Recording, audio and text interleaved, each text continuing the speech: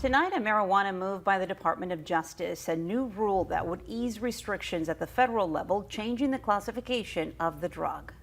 Destigmatizes it. It values the fact that it is a mainstream part of our culture, just like having a glass of wine at the end of the day. Marijuana is definitely a gateway drug. It definitely leads to other use of other drugs.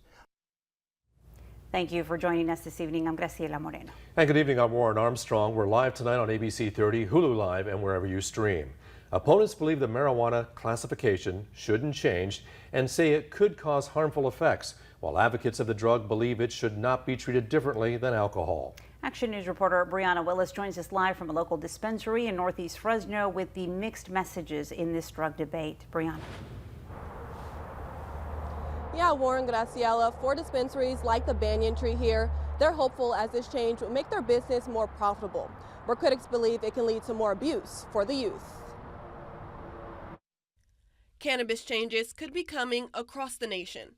On Thursday, the Justice Department formally moved to reclassify marijuana. Currently, it's listed as Schedule 1, a drug with no accepted medical use and a high potential for abuse, putting it alongside heroin, LSD, and ecstasy. It will be moved to Schedule 3, along with other drugs with medical benefits and moderate potential for dependence like ketamine, steroids, and testosterone. It's a proposal that local dispensary owners are praising.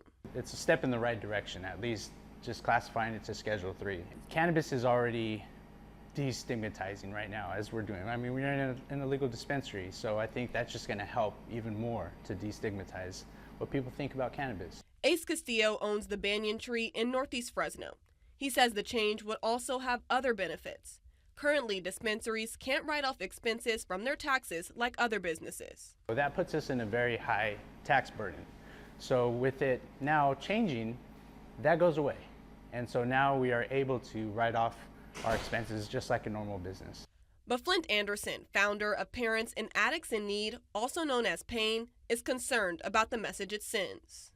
Marijuana definitely affects our dopamine, it affects serotonin, it affects everything in our body.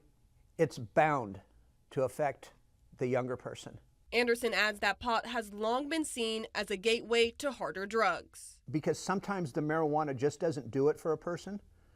You know, so they're going to experiment, they're going to take a step further. The change would also recognize the medicinal use of cannabis, something Dr. Green Thumb and Cookies dispensary owner Casey Austin Tibbetts is most looking forward to. There's such a value into it as a culture and as a community for health reasons. The health benefits of it are by far outweigh any negatives.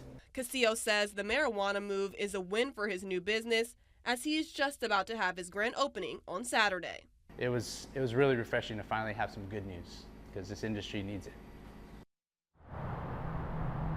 Now, this change does not make the drug legal on a federal level, and today's proposal does have a months-long feedback period, meaning the rescheduling will not immediately go into effect. Live in Northeast Fresno, Brianna Willis, ABC 30 Action News.